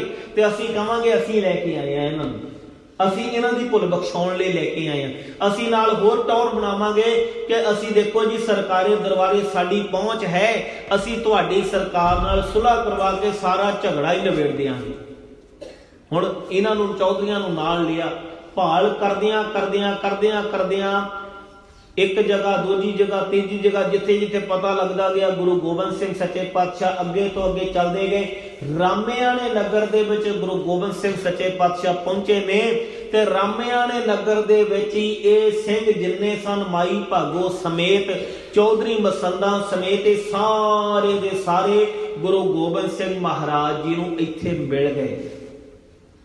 ਹੁਣ ਮਿਲ ਤੇ ਗਏ, ਪਰ ਕਿਸੇ ਦਾ ਹੌਸਲਾ ਨਾ ਪਵੇ ਅੱਗੇ ਗੱਲ ਕਰਨ ਦਾ ਜਾ ਕੇ, ਕਿਉਂਕਿ ਲਿਖ ਕੇ ਦੇ ਕੇ ਆਏ ਨੇ ਤੁਸੀਂ ਸਾਡੇ ਗੁਰੂ ਨਹੀਂ, ਅਸੀਂ ਤੁਹਾਡੇ ਸਿੱਖ ਨਹੀਂ। ਉਹ ਜਿਹੜਾ ਲਿਖਿਆ ਹੋਇਆ ਵਿਦਾਵਾ ਮਨ ਦੇ ਉੱਤੇ ਉਹਦਾ ਬੜਾ ਅਸਰ ਹੈ। ਕਹਿੰਦੇ ਕਿਹੜਾ ਮੂੰਹ ਲੈ ਕੇ ਅੱਗੇ ਹੋ ਕੇ ਗੱਲ ਕਰਾਂਗੇ। ਇਹਨਾਂ ਨੇ ਕੀਤਾ ਚੌਧਰੀਆਂ ਮਸੰਦਾਂ ਨੂੰ ਅੱਗੇ ਕਿ ਤੁਸੀਂ ਗੱਲ ਕਰੋ ਅੱਗੇ ਹੋ ਕੇ, ਤੇ ਤੁਸੀਂ ਸਾਡੀ ਅਗਵਾਈ ਕਰੋ। ਅਸੀਂ ਤੇ ਹੁਣ ਨਜ਼ਰ ਮਿਲਾਉਣ ਜੋਗੇ ਨਹੀਂ, ਪਤਾ ਨਹੀਂ ਸਾਨੂੰ ਸਤਿਗੁਰੂ ਜੀ ਬਖਸ਼ਣਗੇ ਜਾਂ ਨਹੀਂ ਬਖਸ਼ਣਗੇ, ਪਰ ਇੱਕ ਭਰੋਸਾ ਹੈ ਕਿ ਗੁਰੂ ਗੋਬਿੰਦ ਸਿੰਘ ਜੀ ਦਾ ਸੁਭਾਅ, ਧੰਨ ਗੁਰੂ ਗ੍ਰੰਥ ਸਾਹਿਬ ਮਹਾਰਾਜ ਜੀ ਦਾ ਜਿਹੜਾ ਸੁਭਾਅ ਹੈ, ਜੋ ਸ਼ਰਨ ਆਵੇ ਤਿਸ ਕੰਠ ਲਾਵੇ, ਇਹ ਬਿਰਧ ਸੁਆਮੀ ਸੰਦਾ, ਕਿ ਗੁਰੂ ਦਾ ਸੁਭਾਅ ਹੈ ਬਖਸ਼ਣ ਦਾ, ਗੁਰੂ ਬਖਸ਼ਿੰਦਾ ਹੈ, ਗੁਰੂ ਰਹਿਮਤਾਂ ਕਰਨ ਵਾਲੇ। ਹੁਣ ਭਰੋਸਾ ਲੈ ਕੇ ਆਏ ਨੇ, ਪਰ ਕਿਸੇ ਦਾ ਹੀਆ ਨਾ ਪਵੇ ਅੱਗੇ ਬੋਲਣ ਦਾ। ਹੱਥ ਜੁੜੇ ਹੋਏ ਨੇ, ਨੀਵੀਆਂ ਪਈਆਂ ਹੋਈਆਂ ਨੇ, ਤੇ ਜਿਹੜੇ ਚੌਧਰੀ ਨੇ, ਮਸੰਦ ਨੇ, ਇਹ ਸਾਰੇ ਦੇ ਸਾਰੇ ਅੱਗੇ ਵਧੇ ਤੇ ਗੁਰੂ ਗੋਬਿੰਦ ਸਿੰਘ ਸੱਚੇ ਪਾਤਸ਼ਾਹ ਮਹਾਰਾਜ ਜੀ ਦੇ ਚਰਨਾਂ ਵਿੱਚ ਬੇਨਤੀ ਕੀਤੀ, ਸਤਿਗੁਰੂ ਜੀ ਸਾਡੇ ਕੋਲੋਂ ਗਲਤੀ ਹੋਈ, ਮਾਝੇ ਦੇ ਸਿੱਖਾਂ ਕੋਲੋਂ ਗਲਤੀ ਹੋਈ, ਉਹ ਭੁੱਲ ਬਖਸ਼ਾਉਣ ਲਈ ਤੁਹਾਡੇ ਚਰਨਾਂ ਵਿੱਚ ਆਏ ਆ, ਨਾਲ ਇੱਕ ਤੁਹਾਨੂੰ ਸਲਾਹ ਦੇਣ ਆਏ ਆ। ਚੌਧਰੀ ਕਹਿੰਦੇ। ਹੁਣ ਗੁਰੂ ਗੋਬਿੰਦ ਸਿੰਘ ਉਹਨਾਂ ਦੇ ਚਿਹਰੇ ਵੱਲ ਵੇਖ ਕੇ ਮੁਸਕਰਾਏ, ਕਹਿੰਦੇ ਦੱਸੋ ਕਿਹੜੀ ਸਲਾਹ ਦੇਣਾ ਚਾਹੁੰਦੇ ਹੋ? ਕਹਿੰਦੇ ਸੱਚੇ ਪਾਤਸ਼ਾਹ ਅਸੀਂ ਮਾਝੇ ਦੇ ਚੌਧਰੀ ਹਾਂ, ਹਾਕਮ ਹਾਂ, ਸਾਡੀ ਸਰਕਾਰੀ ਦਰਬਾਰੇ ਬੜੀ ਪਹੁੰਚ ਹੈ, ਤੇ ਜੇ ਤੁਸੀਂ ਸਾਨੂੰ ਆਖੋ ਤੇ ਅਸੀਂ ਸਰਕਾਰ ਨਾਲ ਤੁਹਾਡੀ ਸੁਲ੍ਹਾ ਕਰਵਾ ਸਕਦੇ ਹਾਂ, ਅਸੀਂ ਸਾਰੀ ਲੜਾਈ, ਅਸੀਂ ਸਾਰਾ ਝਗੜਾ ਖਤਮ ਕਰ ਸਕਦੇ ਹਾਂ। ਸਾਡੇ ਵਿੱਚ ਸਮਰੱਥਾ ਹੈ, ਇੰਨੀ ਪਹੁੰਚ ਹੈ ਸਰਕਾਰ ਤੱਕ ਕਿ ਅਸੀਂ ਸਾਰੇ ਝਗੜਾ ਖਤਮ ਕਰ ਸਕਦੇ ਹਾਂ। ਗੁਰੂ ਗੋਬਿੰਦ ਸਿੰਘ ਮਹਾਰਾਜ ਜੀ ਨੇ ਬਚਨ ਕੀਤੇ, ਕਹਿੰਦੇ ਤੁਸੀਂ ਗੁਰੂ ਬਣ ਕੇ ਆਇਓ ਜਾਂ ਸਿੱਖ ਬਣ ਕੇ ਆਇਓ, ਜਿਹੜਾ ਸਲਾਹ ਦੇ ਰਹੇ ਹੋ ਦੱਸੋ। ਕਹਿੰਦੇ ਜੀ ਹਾਂ, ਤੇ ਤੁਹਾਡੇ ਸਿੱਖ ਹੀ, ਪਰ ਤੁਹਾਡੇ ਭਲੇ ਲਈ। ਕਹਿੰਦੇ ਸਾਡਾ ਭਲਾ ਸੋਚਣ ਦੀ ਲੋੜ ਨਹੀਂ। ਕਹਿੰਦੇ ਜੀ ਸਾਡੀ ਪਹੁੰਚ ਬੜੀ, ਅਸੀਂ ਹਰ ਪ੍ਰਕਾਰ ਦਾ ਹੀਆ ਵਸੀਆ ਕਰਕੇ ਅਸੀਂ ਤੁਹਾਡਾ ਝਗੜਾ ਨਿਬੇੜ ਸਕਦੇ ਹਾਂ, ਰਹਿਮਤ ਕਰੋ, ਸਾਡੀ ਬੇਨਤੀ ਪ੍ਰਵਾਨ ਕਰੋ। ਗੁਰੂ ਗੋਬਿੰਦ ਸਿੰਘ ਸੱਚੇ ਪਾਤਸ਼ਾਹ ਮਹਾਰਾਜ ਜੀ ਨੇ ਬਚਨ ਕੀਤੇ, ਕਹਿੰਦੇ ਉਦੋਂ ਤੁਹਾਡੀ ਪਹੁੰਚ ਕਿੱਥੇ ਗਈ ਸੀ ਮਾਝੇ ਦੇ ਸਿੰਘੋ ਚੌਧਰੀਓ, ਜਦੋਂ ਗੁਰੂ ਅਰਜਨ ਦੇਵ ਜੀ ਮਹਾਰਾਜ ਜੀ ਨੂੰ ਤੱਤੀ ਤਵੀ ਤੇ ਬਿਠਾਇਆ ਗਿਆ ਸੀ। ਉਦੋਂ ਤੁਹਾਡੀ ਪਹੁੰਚ ਕਿੱਥੇ ਗਈ ਸੀ? ਜਦੋਂ ਸਾਡੇ ਪਿਤਾ ਗੁਰੂ ਤੇਗ ਬਹਾਦਰ ਸਾਹਿਬ ਜੀ ਅਤੇ ਉਹਨਾਂ ਦੇ ਅਨੰਨ ਸਿੱਖ ਭਾਈ ਮਤੀ ਦਾਸ, ਭਾਈ ਸਤੀ ਦਾਸ, ਭਾਈ ਦਿਆਲਾ ਜੀ ਨੂੰ ਵੱਡੇ ਤਸੀਹੇ ਦੇ ਕੇ ਦਿੱਲੀ ਦੇ ਚਾਂਦਨੀ ਚੌਂਕ ਵਿੱਚ ਸ਼ਹੀਦ ਕੀਤਾ ਗਿਆ, ਸਾਡੇ ਪਿਤਾ ਦਾ ਸੀਸ ਧੜ ਤੋਂ ਅਲੱਗ ਕਰ ਦਿੱਤਾ, ਉਦੋਂ ਤੁਹਾਡਾ ਸਲਾਹ, ਉਦੋਂ ਤੁਹਾਡੀ ਪਹੁੰਚ ਕਿੱਥੇ ਗਈ ਸੀ? ਜਦੋਂ ਆਨੰਦਪੁਰ ਨੂੰ ਘੇਰਾ ਪਿਆ ਮੁਗਲ ਹਕੂਮਤ ਵੱਲੋਂ, ਉਦੋਂ ਤੁਹਾਡੀ ਪਹੁੰਚ ਕਿੱਥੇ ਗਈ ਸੀ? ਜਦੋਂ ਅਸੀਂ ਆਨੰਦਪੁਰ ਛੱਡਿਆ, ਚਮਕੌਰ ਦੇ ਗੜੀ ਵਿੱਚ ਸਾਡੇ ਜਾਨ ਤੋਂ ਪਿਆਰੇ ਸਿੱਖ ਸ਼ਹੀਦ ਹੋ ਗਏ, ਸਾਡੇ ਸਾਹਿਬਜ਼ਾਦੇ ਸ਼ਹੀਦ ਹੋ ਗਏ, ਉਦੋਂ ਤੁਹਾਡੀ ਪਹੁੰਚ ਕਿੱਥੇ ਸੀ? ਜਦੋਂ ਮੁਗਲ ਸੈਨਿਕ ਵਜ਼ੀਰ ਖਾਨ ਨੇ ਸਰਹੰਦ ਦੇ ਵਿੱਚ ਬੜੀ ਬੇਕਿਰਕੀ ਨਾਲ ਸਾਡੇ ਸਾਹਿਬਜ਼ਾਦਿਆਂ ਨੂੰ, ਛੋਟੇ ਸਾਹਿਬਜ਼ਾਦਿਆਂ ਨੂੰ ਔਰ ਮਾਤਾ ਗੁਜਰ ਕੌਰ ਜੀ ਨੂੰ ਸ਼ਹੀਦ ਕਰ ਦਿੱਤਾ, ਉਦੋਂ ਤੁਹਾਡੀ ਪਹੁੰਚ ਕਿੱਥੇ ਸੀ? ਅੱਜ ਤੁਸੀਂ ਪਹੁੰਚ ਦੀਆਂ ਗੱਲਾਂ ਕਰਦੇ ਹੋ, ਦੱਸੋ ਕਿੱਥੇ ਸੀ? ਕਹਿੰਦਾ ਜੀ ਵੇਖ, ਜਿਹੜੇ ਚੌਧਰੀ ਸਨ ਕਹਿੰਦੇ ਜੀ ਵੇਖ ਲਓ, ਜੇ ਸਾਡੀ ਗੱਲ ਮੰਨ ਲਓਗੇ ਤੇ ਭਲਾ ਹੀ ਹੈ, ਇਹਦੇ ਵਿੱਚ ਝਗੜਾ ਨਿਬੜ ਜਾਏਗਾ। ਗੁਰੂ ਗੋਬਿੰਦ ਸਿੰਘ ਸੱਚੇ ਪਾਤਸ਼ਾਹ ਮਹਾਰਾਜ ਜੀ ਨੇ ਬਚਨ ਕੀਤੇ, ਕਹਿੰਦੇ ਸਾਨੂੰ ਸਲਾਹ ਦੇਣ ਦੀ ਲੋੜ ਨਹੀਂ, ਸਾਨੂੰ ਪਤਾ ਹੈ ਕਿ ਕਿੱਦਾਂ ਚੱਲਣਾ ਹੈ। ਇਹ ਸਲਤਨਤ ਦੇ ਜਿਹੜੀ ਜ਼ੁਲਮ ਦੀ ਹਨੇਰੀ ਚਲਾਈ ਹੋਈ ਹੈ, ਇਹਨੂੰ ਠੱਲਣ ਲਈ ਅਸੀਂ ਹੱਥ ਵਿੱਚ ਕਿਰਪਾਨ ਫੜੀ ਹੈ। ਚੂੰਕਾਰ ਅਜ਼ ਹਮਾ ਹੀਲ ਤੇ ਦਰਗੁਜਸਤ ਹਲਾਲਸਤ ਮੁਰਦਨ व ਸ਼ਮਸ਼ੀਰ ਦਸਤ। ਅਸੀਂ ਕਿਰਪਾਨ ਦੇ ਮੁੱਠੇ ਨੂੰ ਹੱਥ ਮਜਬੂਰ ਹੋ ਕੇ ਪਾਇਆ, ਨਹੀਂ ਤੇ ਸਾਡਾ ਸ਼ੌਂਕ ਨਹੀਂ ਸੀ ਕਿਰਪਾਨ ਦੇ ਮੁੱਠੇ ਨੂੰ ਹੱਥ ਪਾਉਣਾ। ਇਹਨਾਂ ਨੇ ਮਜਬੂਰ ਕੀਤਾ ਸਾਨੂੰ, ਨਹੀਂ ਤੇ ਅਸੀਂ ਤਾਂ ਬੰਦਗੀ ਕਰਦੇ ਸਾਂ। ਸਾਡਾ ਤੇ ਰਸਤਾ ਹੀ ਬੰਦਗੀ ਦਾ ਹੈ, ਭਗਤੀ ਦਾ ਰਸਤਾ। ਇਹਨਾਂ ਨੇ ਸ਼ਕਤੀ ਤੱਕ ਲੈ ਆਂਦਾ ਸਾਨੂੰ, ਤੇ ਅਸੀਂ ਹੁਣ ਇੱਥੇ ਲੋਹਾ ਲੈ ਕੇ ਹੀ ਹਟਾਂਗੇ। ਇਹ ਜਿਹੜੀ ਹਨੇਰੀ ਚਲਾਈ ਹੈ ਜ਼ੁਲਮ ਦੀ, ਇਹਨੂੰ ਠੱਲ ਪਾਵਾਂਗੇ। ਤੁਸੀਂ ਜੇ ਸਾਨੂੰ ਸਲਾਹਾਂ ਦੇਣ ਆਇਓ ਤੇ ਵਾਪਸ ਚਲੇ ਜਾਓ। ਹੁਣ ਜਦੋਂ ਵਾਪਸ ਜਾਣ ਬਾਰੇ ਕਹਿ ਦਿੱਤਾ ਗੁਰੂ ਗੋਬਿੰਦ ਸਿੰਘ ਸੱਚੇ ਪਾਤਸ਼ਾਹ ਮਹਾਰਾਜ ਜੀ ਨੇ, ਹੁਣ ਚੌਧਰੀਆਂ ਦੀ ਸੋਚ ਆਪਣੀ ਹੈ, ਦੁਕਾਨਦਾਰਾਂ ਵਾਲੀ।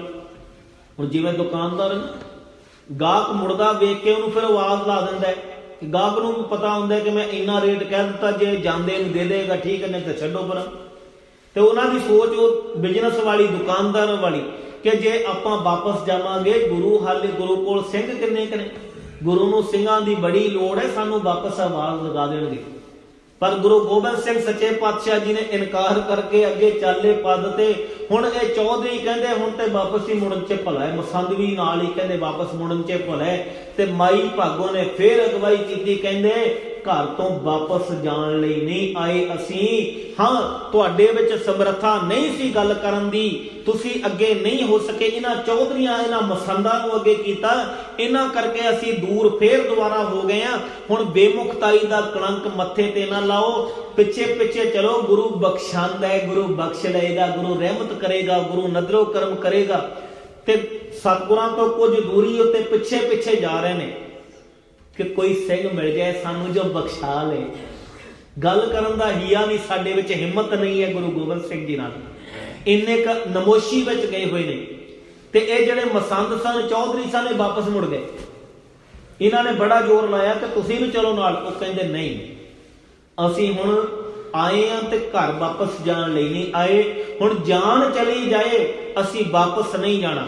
ਇਹਨਾਂ ਸਿੰਘਾਂ ਨੂੰ ਪਤਾ ਲੱਗ ਗਿਆ ਕਿ ਵਜ਼ੀਰ ਖਾਨ 8000 ਦੀ ਗਿਣਤੀ ਦੀ ਫੌਜ ਲੈ ਕੇ ਗੁਰੂ ਗੋਬਿੰਦ ਸਿੰਘ ਜੀ ਤੇ ਹਮਲਾ ਕਰਨ ਲਈ ਆ ਰਿਹਾ।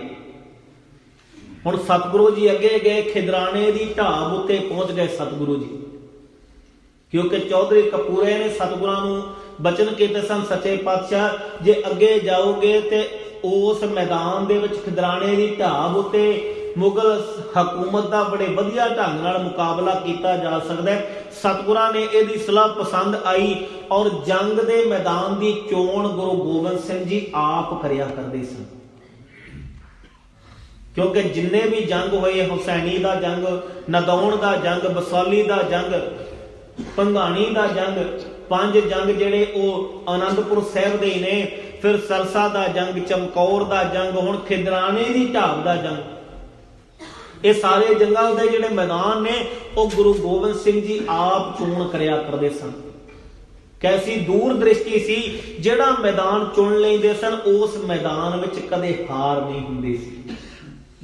ਹੁਣ ਸਤਿਗੁਰੂ ਜੀ ਅੱਗੇ ਖਿਦਰਾਣੇ ਦੀ ਢਾਬ ਉੱਤੇ ਜਾ ਕੇ ਟਿਕ ਗਏ ਤੇ ਇਹਨਾਂ ਸਿੰਘਾਂ ਨੇ ਰਸਤੇ ਵਿੱਚ ਕੁਝ ਦੂਰੀ ਉੱਤੇ ਆਪਣੇ ਮੋਰਚੇ ਗੜ ਲਏ। ਜਿੰਨੇ ਵਸਤਰ ਸਨ ਉਹ ਰੁੱਖਾਂ ਉੱਤੇ ਟੰਗ ਦਿੱਤੇ। ਗਰਮੀਆਂ ਦੇ ਦਿਨ ਸਨ, ਇਹ ਮਈ ਮਹੀਨੇ ਦੀ ਹੈ ਘਟਨਾ, ਪਰ ਸਾਡੀ ਕੌਮ ਵੱਲੋਂ ਉਸ ਵੇਲੇ ਉਸ ਧਰਤੀ ਉੱਤੇ ਨਹੀਂ ਮਨਾਇਆ ਜਾ ਸਕਦਾ ਸੀ ਇੰਨੀ ਗਰਮੀ ਦੇ ਵਿੱਚ ਇਹ ਦਿਵਸ। ਇਸ ਲਈ ਸਾਡੇ ਪੰਥ ਵੱਲੋਂ ਨਿਸ਼ਚਿਤ ਕੀਤਾ ਗਿਆ ਸੀ ਕਿ 1 ਮਾਘ ਨੂੰ, ਮਾਘੀ ਵਾਲੇ ਦਿਨ 40 ਮੁਕਤਿਆਂ ਦੀ ਯਾਦ ਮਨਾਈ ਜਾਏਗੀ।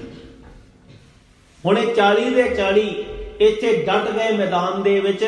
ਤੇ ਜਿਸ ਵੇਲੇ ਮੁਗਲ ਸੈਨਿਕ, ਮੁਗਲ ਹਕੂਮਤ ਦੇ ਸੈਨਾ ਜਿਹੜੀ ਫੌਜ ਜਿਹੜੀ ਉਹ ਜਦੋਂ ਗੋਲੀਆਂ ਦੀ ਮਾਰ ਦੇ ਹੇਠ ਆਈ, ਔਰ ਇੱਕ ਚੀਜ਼ ਬੜੀ ਬਾਖੂਬੀ ਸੀ, ਇੱਕ ਵੀ ਜਿਹੜਾ ਗੋਲੀ ਸਿੱਕਾ ਉਹ ਅਜਾਈ ਨਹੀਂ ਗਵਾਇਆ ਕਰਦੇ ਸਨ।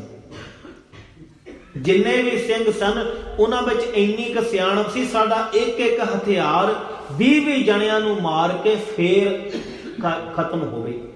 ਜੇ ਸਾਡੇ ਕੋਲ ਇੱਕ ਗੋਲੀ ਹੈ ਤੇ ਇੱਕ ਗੋਲੀ ਦਾ ਨਿਸ਼ਾਨਾ 2-2, 4-4 ਜਣਿਆਂ ਦੇ ਨਾਲ ਲੱਗੇ ਜਾ ਕੇ। ਇਸ ਢੰਗ ਨਾਲ ਵਿਉਂਤਬੰਦੀ ਕਰਿਆ ਕਰਦੇ ਸਨ। ਹੁਣ ਭਾਈ ਮਹਾਂ ਸਿੰਘ, ਮਾਈ ਭਾਗੋ, ਹੋਰ ਬਹੁਤ ਸਾਰੇ ਸਿੰਘ, ਇਹ ਸਾਰੇ ਡਟ ਗਏ ਮੈਦਾਨ ਦੇ ਵਿੱਚ। ਇਹਨਾਂ ਨੇ ਡਟ ਕੇ ਮੈਦਾਨ ਦੇ ਵਿੱਚ ਗੱਜ ਕੇ ਮੁਕਾਬਲਾ ਕਰਨਾ ਕੀਤਾ। ਪਹਿਲੇ ਵਾਰ ਦੇ ਵਿੱਚ ਹੀ ਬੰਦੂਕਾਂ ਦੀਆਂ ਗੋਲੀਆਂ ਚੱਲੀਆਂ। ਹੁਣ ਉਹ ਅਚਨਚੇਤ ਗੋਲੀਆਂ ਚੱਲੀਆਂ ਮੁਗਲ ਹਕੂਮਤ ਦੇ ਉੱਤੇ, ਤੇ ਉਹਨਾਂ ਦੇ ਬਹੁਤ ਵੱਡੀ ਗਿਣਤੀ ਵਿੱਚ ਜਿਹੜੇ ਸਿਪਾਹੀ ਸਨ ਉਹ ਢੇਰੀ ਹੋ ਗਏ। ਤੇ ਬਾਕੀ ਸਿਪਾਹੀਆਂ, ਉਹਨਾਂ ਨੂੰ ਅੰਦਾਜ਼ਾ ਸੀ ਕਿ ਬਸ 5-10 ਸਿੰਘ ਹੋਣਗੇ ਗੁਰੂ ਗੋਬਿੰਦ ਸਿੰਘ ਜੀ ਨਾਲ, ਇਸ ਤੋਂ ਜ਼ਿਆਦਾ ਨਹੀਂ ਹੋਣਗੇ। ਪਰ ਜਿਸ ਵੇਲੇ ਗੋਲੀਆਂ ਦੀ ਵਿਛਾੜ ਚੱਲਦੀ ਵੇਖੀ, ਉਹਨਾਂ ਨੂੰ ਅੰਦਾਜ਼ਾ ਹੋ ਗਿਆ, ਕਹਿੰਦੇ ਇਹ 5-10 ਨਹੀਂ, ਇਹ ਤੇ ਸੈਂਕੜਿਆਂ ਵਿੱਚ ਨਹੀਂ ਲੱਗਦੇ। ਇਹਨਾਂ ਦਾ ਮੁਕਾਬਲਾ ਕਰਨਾ ਬੜਾ ਔਖਾ ਹੈ। ਫਿਰ ਜਦੋਂ ਗੋਲੀ ਸਿੱਕਾ ਖਤਮ ਹੋ ਗਿਆ, 5-5 ਸਿੰਘਾਂ ਦੇ ਜਥੇ ਬਣਾ ਕੇ ਫਿਰ ਅੱਗੇ ਮੈਦਾਨ ਵਿੱਚ ਡਟਣੇ ਸ਼ੁਰੂ ਹੋ ਗਏ। ਸਿੰਘ ਇਸ ਢੰਗ ਨਾਲ ਜੂਝੇ, ਕੁਰਬਾਨੀਆਂ ਦੇ ਗਏ, ਸ਼ਹਾਦਤਾਂ ਦੇ ਗਏ, ਇੰਨੇ ਬਹਾਦਰੀ ਨਾਲ, ਇੰਨੀ ਸੂਰਮਤਾਈ ਨਾਲ ਲੜੇ ਕਿ ਮੁਗਲ ਹਕੂਮਤ ਦੀ ਸੈਨਾ ਜਿਹੜੀ ਤਰਾ ਕਰ ਉੱਠੀ, ਭੱਜ ਉੱਠੀ। ਹੁਣ ਪਿਆਸ ਹੈ, ਕਿਉਂਕਿ ਰੇਤਲਾ ਇਲਾਕਾ ਹੈ, ਤੇ ਪਿਆਸ ਲੱਗੀ ਤੇ ਸਾਰਿਆਂ ਨੇ ਪਾਣੀ ਦਾ ਪ੍ਰਬੰਧ ਬਾਰੇ ਪੁੱਛਿਆ ਕਿ ਪਾਣੀ ਦਾ ਪ੍ਰਬੰਧ ਕਿੱਥੇ ਹੈ। ਕਪੂਰਾ ਚੌਧਰੀ ਨਾਲ ਹੈ ਵਜ਼ੀਰ ਖਾਂ ਦੇ, ਉਹ ਕਹਿਣ ਲੱਗਿਆ, ਕਹਿੰਦਾ ਜੇ ਅੱਗੇ ਵਧੋਗੇ ਤੇ 30 ਕੋਹ ਤੇ ਪਾਣੀ ਹੈ, ਪਰ ਜੇ ਪਿੱਛੇ ਨੂੰ ਮੁੜੋਗੇ ਤੇ ਸਿਰਫ 10 ਕੋਹ ਦੇ ਉੱਤੇ ਪਾਣੀ ਮਿਲ ਜਾਏਗਾ। ਹੁਣ ਵਜ਼ੀਰ ਖਾਂ ਦੀ ਅੱਧੀ ਨਾਲੋਂ ਜ਼ਿਆਦਾ ਫੌਜ ਉੱਥੇ ਮੌਤ ਦੇ ਘਾਟ ਉਤਾਰ ਦਿੱਤੇ ਸਿੰਘਾਂ ਨੇ। ਖੁਦ ਵੀ ਸ਼ਹਾਦਤ ਤੇ ਜਾਮ ਪੈ ਗਿਆ। ਵਜ਼ੀਰ ਖਾਂ ਦਾ ਲੱਕ ਟੁੱਟ ਗਿਆ। ਉਹਨੇ ਇੱਕ ਵਾਰ ਸਾਰਿਆਂ ਦੇ ਸਰੀਰਾਂ ਨੂੰ ਵੇਖਣਾ ਕੀਤਾ, ਕਹਿੰਦੇ ਭਾਲ ਕਰੋ, ਹੁਣ ਤੱਕ ਤੇ ਗੁਰੂ ਗੋਬਿੰਦ ਸਿੰਘ ਇਹਨਾਂ ਸੈਨਾ ਦੇ ਵਿੱਚ ਖਤਮ ਹੋ ਗਿਆ ਹੋਏਗਾ। ਜਦੋਂ ਪਹਿਚਾਣ ਕੀਤੀ ਗਈ, ਇੱਕ ਵੀ ਗੁਰੂ ਗੋਬਿੰਦ ਸਿੰਘ ਦਾ ਸਰੀਰ ਨਹੀਂ ਮਿਲਿਆ, ਸਿੰਘਾਂ ਦੇ ਸਰੀਰ ਮਿਲੇ ਤੇ ਇਹਦਾ ਲੱਕ ਟੁੱਟ ਗਿਆ, ਹੌਸਲੇ ਢਹਿ ਢੇਰੀ ਹੋ ਗਏ। ਇਹਨੇ ਪਿੱਛੇ ਮੁੜਨ ਦੇ ਵਿੱਚ ਹੀ ਸਿਆਣਪ ਸਮਝੀ ਕਿ ਵਾਪਸ ਮੁੜ ਚਲੀਏ, ਤੇ ਇਹਨੇ ਵਾਪਸ ਮੁੜ ਲਿਆ। ਉਧਰ ਗੁਰੂ ਗੋਬਿੰਦ ਸਿੰਘ ਮਹਾਰਾਜ ਜੀ ਨੇ ਮਲਵਈ ਸਿੰਘਾਂ ਨੂੰ ਇਹਨਾਂ ਦੀ ਮਦਦ ਲਈ ਭੇਜਿਆ, ਜਿਸ ਕਰਕੇ ਇੱਥੇ ਵੱਡੀ ਗਿਣਤੀ ਵਿੱਚ ਸਿੰਘ ਸ਼ਹੀਦ ਹੋਏ। ਤੇ ਸਤਿਗੁਰੂ ਗੁਰੂ ਗੋਬਿੰਦ ਸਿੰਘ ਮਹਾਰਾਜ ਜੀ ਨੇ ਖੁਦ ਤੀਰਾਂ ਨਾਲ ਇਸ ਫੌਜ ਦਾ ਮੁਕਾਬਲਾ ਕੀਤਾ। ਮੁਕਾਬਲਾ ਕਰਨ ਤੋਂ ਉਪਰੰਤ ਜਦੋਂ ਫੌਜ ਪਿੱਛੇ ਨੂੰ ਮੁੜ ਗਈ ਸਾਰੀ ਦੀ ਸਾਰੀ, ਸਤਿਗੁਰੂ ਜੀ ਖਿਦਰਾਣੇ ਦੀ ਢਾਬ ਤੋਂ ਥੱਲੇ ਆਏ ਤੇ ਇੱਕ ਇੱਕ ਸਿੰਘ ਨੂੰ ਵੇਖਦੇ ਨੇ, ਦਰਸ਼ਨ ਕਰਦੇ ਨੇ, ਤੇ ਨਾਲ ਖਿਤਾਬ ਦਿੰਦੇ ਨੇ ਆਪਣੀ ਗੋਦ ਵਿੱਚ ਲੈ ਕੇ, ਇਹ ਮੇਰਾ 5000 ਸਿੱਖ ਹੈ, ਇਹ ਮੇਰਾ 10,000 ਸਿੱਖ ਹੈ, ਇਹ ਮੇਰਾ 20,000 ਸਿੱਖ ਹੈ, ਇਹ ਮੇਰਾ 30,000 ਸਿੱਖ ਹੈ। ਇਹ ਹੁਣ ਤੇ ਥੋੜੇ ਜਿਹੇ ਲੱਗਦੇ ਨੇ ਖਿਤਾਬ, ਜਿਵੇਂ ਅੰਗਰੇਜ਼ਾਂ ਵੱਲੋਂ ਵਿਕਟੋਰੀਆ ਦਾ ਜਿਹੜਾ ਜਾਂ ਪਰਮਵੀਰ ਚੱਕਰ ਦਿੱਤਾ ਜਾਂਦਾ ਅੱਜ ਦੇ ਸਮੇਂ ਦੇ ਵਿੱਚ ਫੌਜ ਦੇ ਵਿੱਚ, ਜਿਹੜਾ ਸ਼ਹੀਦ ਹੁੰਦਾ ਹੈ, ਉਹ ਬੜਾ ਵੱਡਾ ਸਨਮਾਨ ਮੰਨਿਆ ਜਾਂਦਾ ਹੈ ਫੌਜੀਆਂ ਵਾਸਤੇ ਕਿ ਪਰਮਵੀਰ ਚੱਕਰ ਮਿਲ ਗਿਆ, ਇਹਨੂੰ ਇਹ ਖਿਤਾਬ ਮਿਲ ਗਿਆ। ਉਸ ਵੇਲੇ ਇਹ 5000, 10,000, 20,000 ਇਹ ਵੀ ਬੜੇ ਵੱਡੇ ਖਿਤਾਬ ਹੁੰਦੇ ਸਨ। ਇਹ ਖਿਤਾਬ ਮਿਲਣਾ ਜਿਹੜਾ ਬਹੁਤ ਵੱਡੀ ਕੁਰਬਾਨੀ ਕਰੇ, ਬਹੁਤ ਵੱਡਾ ਕਾਰਜ ਕਰੇ, ਉਹਨੂੰ ਦਿੱਤੇ ਜਾਂਦੇ ਸਨ। ਤੇ ਗੁਰੂ ਗੋਬਿੰਦ ਸਿੰਘ ਸੱਚੇ ਪਾਤਸ਼ਾਹ ਮਹਾਰਾਜ ਜੀ ਨੇ ਇਹਨਾਂ ਨੂੰ ਸਾਰਿਆਂ ਨੂੰ ਖਿਤਾਬ ਦਿੱਤੇ। ਜਿਸ ਵੇਲੇ ਭਾਈ ਮਹਾਂ ਸਿੰਘ ਕੋਲੇ ਗਏ ਸਤਿਗੁਰੂ ਜੀ, ਭਾਈ ਮਹਾਂ ਸਿੰਘ ਹਾਲੇ ਸਹਿ ਕਰਿਆ, ਸਤਿਗੁਰਾਂ ਨੇ ਉਹਦਾ ਸੀਸ ਆਪਣੀ ਗੋਦ ਵਿੱਚ ਲਿਆ। ਆਪਣੀ ਗੋਦ ਵਿੱਚ ਲੈਣ ਉਪਰੰਤ ਆਪਣੇ ਰੁਮਾਲ ਨਾਲ ਉਹਦਾ ਮੁਖ ਸਾਫ਼ ਕੀਤਾ, ਖੂਨ ਨਾਲ ਲੱਥਪੱਥ ਹੋਇਆ ਪਿਆ ਮੁਖ। ਤੇ ਭਾਈ ਮਹਾਂ ਸਿੰਘ ਨੇ ਨੇਤਰ ਖੋਲੇ, ਫੇਰ ਬੰਦ ਕਰ ਲਏ। ਗੁਰੂ ਗੋਬਿੰਦ ਸਿੰਘ ਸੱਚੇ ਪਾਤਸ਼ਾਹ ਮਹਾਰਾਜ ਆਖਣ ਲੱਗੇ, ਕਹਿੰਦੇ ਮਹਾਂ ਸਿੰਘਾ, ਅਸੀਂ ਇੰਨੇ ਮਾੜੇ ਹੋ ਗਏ ਕਿ ਸਾਡੇ ਦਰਸ਼ਨ ਵੀ ਕਰਨੇ ਤੈਨੂੰ ਭੈੜੇ ਲੱਗਦੇ ਨੇ, ਅੱਖਾਂ ਬੰਦ ਕਰੀ ਜਾਂਦਾ। ਉਹਨੇ ਹੱਥ ਜੋੜ ਲਏ, ਸੱਚੇ ਪਾਤਸ਼ਾਹ ਨਹੀਂ, ਮੈਂ ਕਰਮ ਹੀ ਐਸੇ ਕਰ ਬੈਠਿਆ ਜਿਸ ਕਰਕੇ ਮੂੰਹ ਵਿਖਾਉਣ ਜੋਗਾ ਨਹੀਂ ਰਿਹਾ ਆਪ ਜੀ ਨੂੰ।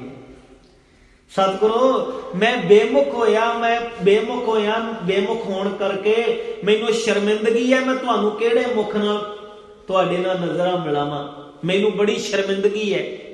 ਤੇ ਸਤਿਗੁਰਾਂ ਨੇ ਭਾਈ ਮਹਾ ਸਿੰਘ ਨੂੰ ਆਪਣੇ ਗਲ ਨਾਲ ਲਗਾਇਆ, ਕਹਿੰਦੇ ਬਹੁਤ ਖੂਬ ਲੜੇ ਹੋ, ਬਹੁਤ ਵੱਡੀਆਂ ਕੁਰਬਾਨੀਆਂ ਕੀਤੀਆਂ, ਤੁਸੀਂ ਮੰਗ ਕੀ ਮੰਗਣਾ ਚਾਹੁੰਦੇ ਹੋ, ਦੱਸ ਤੈਨੂੰ ਕੀ ਦੇਈਏ।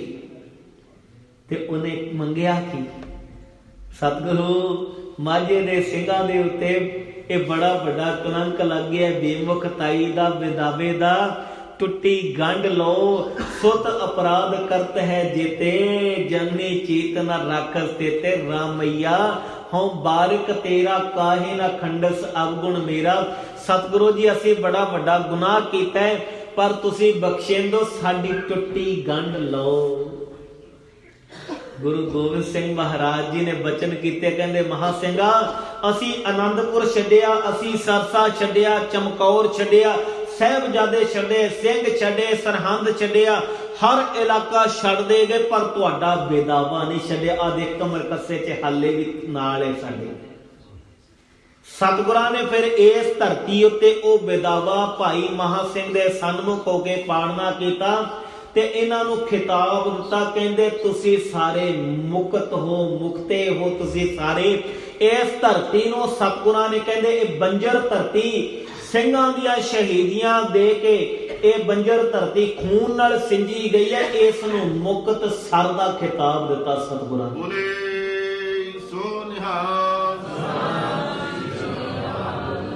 ਗੁਰੂ ਗੋਬਿੰਦ ਸਿੰਘ ਸੱਚੇ ਪਾਤਸ਼ਾਹ ਨੇ ਬਖਸ਼ ਲਿਆ ਔਰ ਸਾਰੇ ਸਿੰਘਾਂ ਦੇ ਸੰਸਕਾਰ ਆਪਣੇ ਹੱਥੀਂ ਕੀਤੇ ਸਤਿਗੁਰਾਂ ਨੇ। ਭਾਈ ਮਹਾ ਸਿੰਘ ਨਿਸ਼ਚਿੰਤ ਹੋ ਗਿਆ, ਜਿਸ ਵੇਲੇ ਵਿਦਾਵਾ ਪਾੜ ਦਿੱਤਾ, ਪ੍ਰਵਾਨ ਹੋ ਗਿਆ। ਸਤਿਗੁਰਾਂ ਨੇ ਆਪਣੇ ਦਰ ਤੇ ਪ੍ਰਵਾਨ ਕਰ ਲਿਆ। ਮਾਈ ਭਾਗੋ ਇਹ ਹਾਲੇ ਸਹਿ ਕਰੇ ਸੀ, ਜ਼ਖਮੀ ਹੋ ਚੁੱਕੀ ਹੈ ਵੀ, ਤੇ ਇਹਦਾ ਸਤਿਗੁਰਾਂ ਨੇ ਇਲਾਜ ਕਰਵਾਇਆ। ਇਹ ਗੁਰੂ ਇਹਨੂੰ ਪੁੱਛਿਆ, ਕਹਿੰਦੇ ਧੀਏ ਦੱਸ ਤੂੰ ਕੀ ਲੈਣਾ ਚਾਹੁੰਦੀ, ਮੰਗ ਕੀ ਮੰਗਣਾ ਚਾਹੁੰਦੀ? ਕਹਿੰਦੀ ਜੀ ਨਾਮ ਦੀ ਦਾਤ ਬਖਸ਼ੋ, ਮੈਨੂੰ ਰਹਿਮਤ ਕਰੋ। ਤੇ ਗੁਰੂ ਗੋਬਿੰਦ ਸਿੰਘ ਸੱਚੇ ਪਾਤਸ਼ਾਹ ਨਾਲ ਨਾਂਦੇੜ ਤੱਕ ਇਹ ਮਾਈ ਭਾਗੋ ਮਾਤਾ ਭਾਗ ਕੌਰ ਗਈ ਔਰ ਇੰਨੀ ਬਹਾਦਰ ਸੀ। ਅੱਜ ਦੇ ਜਿਹੜੇ ਸਿੰਘ ਨੇ ਉਹਨਾਂ ਨੂੰ ਮਾਈ ਭਾਗੋ ਮਾਤਾ ਭਾਗ ਕੌਰ ਦੀ ਬੰਦੂਕ ਚੱਕਣੀ ਬੜੀ ਔਖੀ ਲੱਗਦੀ ਹੈ, ਪਰ ਉਹ ਕਿੱਡੀ ਦਲੇਰ ਹੋਏਗੀ, ਇੰਨੀ ਭਾਰੀ ਬੰਦੂਕ ਚੁੱਕ ਕੇ ਚਲਾਉਣੀ ਕਿੰਨੀ ਕੋਈ ਸੌਖੀ ਗੱਲ ਨਹੀਂ। ਹਜ਼ੂਰ ਸਾਹਿਬ ਜਾ ਕੇ ਦਰਸ਼ਨ ਕਰੋ ਉਹਨਾਂ ਸ਼ਸਤਰਾਂ ਦੇ, ਜਿਹੜੇ ਸ਼ਸਤਰ ਮਾਤਾ ਭਾਗ ਕੌਰ ਵਰਤਿਆ ਕਰਦੀ ਸੀ ਮੈਦਾਨ ਵਿੱਚ। ਇਹਨੇ ਬੰਦਗੀ ਕਰਦਿਆਂ ਉੱਥੇ ਜ਼ਿੰਦਗੀ ਬਤੀਤ ਕੀਤੀ। ਹੁਣ ਇਸ ਢੰਗ ਨਾਲ ਇਸ ਮਾਘ ਦੇ ਮਹੀਨੇ ਦਾ ਬੜਾ ਉੱਤਮ ਫਲ ਹੈ। ਸਤਿਗੁਰੂ ਕਹਿੰਦੇ ਮਾਘ ਮੱਜਰ ਸੰਗ ਸਾਧੂਆਂ, ਧੂੜੀ ਕਰ ਇਸ਼ਨਾਨ, ਹਰ ਕਾ ਨਾਮ ਤੇ ਆਏ ਸੁਣ, ਸਭਨਾ ਨੂੰ ਕਰਦਾਨ, ਜਨਮ ਕਰਮ ਮਲ ਉਤਰੈ, ਮਨ ਤੇ ਜਾਏ ਗੁਮਾਨ। ਕਹਿੰਦੇ ਜਨਮਾਂ ਤੇ ਕਰਮਾਂ ਦੀ ਮੈਲ ਉਤਰ ਜਾਏਗੀ, ਮਨ ਵਿੱਚੋਂ ਹੰਕਾਰ ਦਾ ਜਿਹੜਾ ਬਣਿਆ ਹੋਇਆ ਪੁਲ ਹੈ ਢਹਿ ਢੇਰੀ ਹੋ ਜਾਏਗਾ। ਕਾਮ ਕ੍ਰੋਧ ਨਾ ਮੋਹੀਐ, ਬਿਨਸੈ ਲੋਭ ਸੁਆਨ। ਕਹਿੰਦੇ ਫਿਰ ਵਿਕਾਰ ਹੋ ਨਹੀਂ ਸਕਣਗੇ ਜਦੋਂ ਗੁਰੂ ਦਾ ਆਸਰਾ ਲੈ ਲਿਆ। ਕਾਮ ਕ੍ਰੋਧ ਨਾ ਮੋਹੀਏ, ਨਾ ਕਾਮ ਨਾ ਕ੍ਰੋਧ ਇਹ ਹਾਵੀ ਨਹੀਂ ਹੋ ਸਕਣਗੇ। ਬਿਨਸੈ ਲੋਭ ਸੁਆਨ, ਲਾਲਚ ਰੂਪੀ ਕੁੱਤਾ ਵੀ ਕਹਿੰਦੇ ਖਤਮ ਹੋ ਜਾਏਗਾ ਜੀਵਨ ਦੇ ਵਿੱਚ। ਪਰ ਰਸਤਾ ਧਾਰਨ ਕਰਨਾ ਪਏਗਾ, ਸੱਚੇ ਮਾਰਗ ਚੱਲਦੇ ਆ ਉਸਤਤ ਕਰੇ ਜਹਾਨ।